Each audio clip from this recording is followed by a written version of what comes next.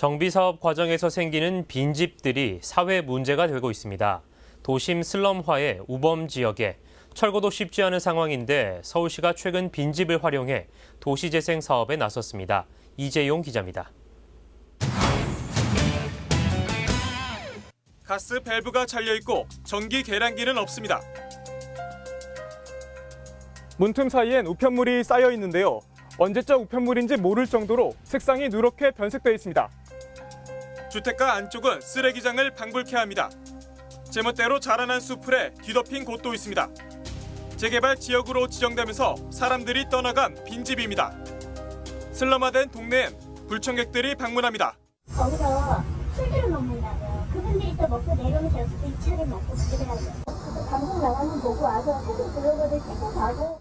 현재 빈집의 대문은 전깃줄로 꽁꽁 묶여 있거나 잠겨 있습니다. 집중 순찰 구역입니다.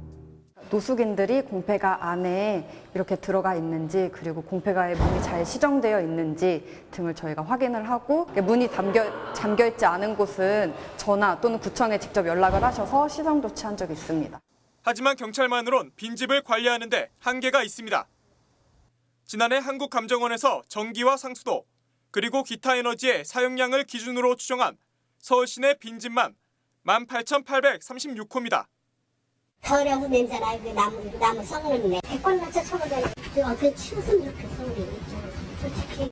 소규모 주택정비법에 따르면 안전사고 등에 대한 우려가 높은 경우 정비 계획에 따라 빈집을 철거할 수 있습니다. 정비 계획이 없는 경우엔 지방건축위원회의 심의를 거쳐 빈집 소유자에게 철거 등의 조치를 명할 수 있습니다. 하지만 사유재산인 빈집을 강제 철거하기란 사실상 어렵습니다.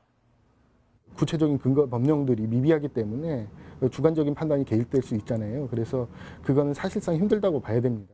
국토교통부에서도 이런 상황은 알고 있지만 섣불리 나서진 못하고 있습니다. 사유재산인데 이걸 너무 좀 디테일하게 정하면 또 그에 따른 문제가 또 역으로 파생될 수가 있거든요. 사회적 합의가 이제 계속 생기면 이제 좀 더 조문 작업을 통해서 이제 구체화 작업도 하고. 하지만 지역에 흉물이 된 빈집을 필요로 하는 경우도 있습니다. 빈집 일부가 철거된 채 리모델링 공사가 진행 중입니다. 서울시가 청년 거점 공간으로 활용하기 위해 매입한 빈집입니다. 또 다른 빈집은 청년 주택을 신축하기 위해 기존 건축물을 철거했습니다. 지금까지 서울시가 매입한 빈집은 총 64호로 오늘 2022년까지 빈집 1,000호를 매입해 행복주택 4,000호를 제공할 계획입니다. 지역에 좀 더 이제 필요한 시설을 공급해 드리고 싶은데 서로 간에 그 가격이 맞고 하면은 협의를 통해서 매입을 합니다. 빈집 400호를 매입을 해서 일단은 올해는 계획을 수립하는 단계니까 내년부터 본격적으로 임대주택은 공급하는 걸로 계획을 하고 있습니다.